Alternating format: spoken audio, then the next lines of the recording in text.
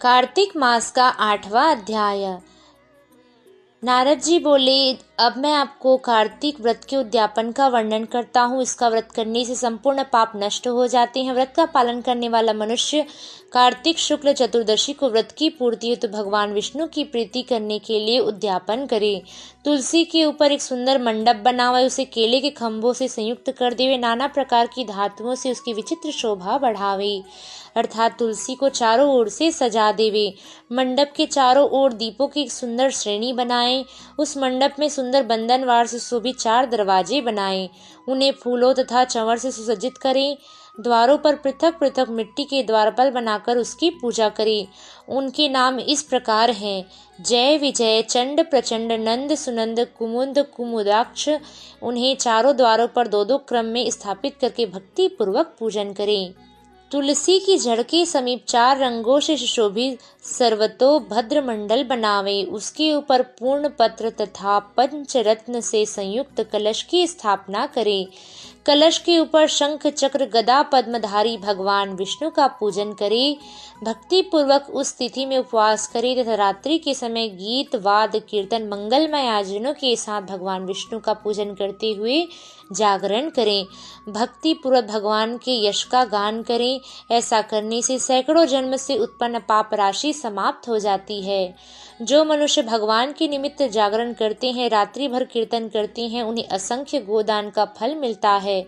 जो मनुष्य भगवान की मूर्ति के सामने नित्य गान करते हैं, उनके अनंत जन्म के एकत्रित पाप नष्ट हो जाते हैं। भगवान विष्णु का जागरण करने से करोड़ों तीर्थों का पुण्य फल प्राप्त होता है। उसके पश्चात पूर्णिमा के दिन सपत्नीक ब्राह्मण को निमंत्रित करे। प्रातः काल स्नान करके देव पूजन करे। वेदी पर अग्नि की स्थापना करे। भगवान की प्रीति के लिए उन्हें तिल और खीर की आहुति दे।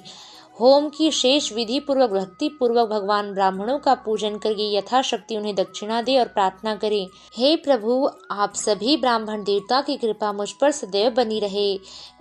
और हे लक्ष्मी नारायण भगवान, इस व्रत को करने से मेरे 7 जन्म के अर्जित हुए अर्थात जितने जन्म के मेरे पाप हैं वह सभी नष्ट हो जाए। मेरी संतान चिरंजीवी हो। इस पूजा के द्वारा मेरी मनोकामनाएं पूर्ण हो। मेरी मृत्यु के पश्चात मुझे अतिशय दुर्लभ भगवान विष्णु का लोक प्राप्त हो। पूजा के बाद समस्त वस्तुओं के साथ गाय भी गुरु को दान करना चाहिए।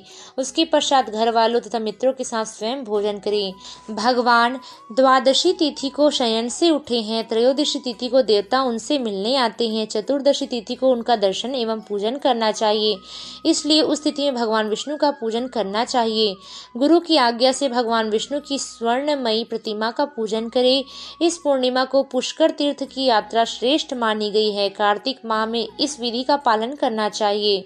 जो इस प्रकार से कार्तिक माह का व्रत करते हैं वे धन्य हैं, पूजनीय हैं, उन्हें उत्तम फल की प्राप्ति होती है।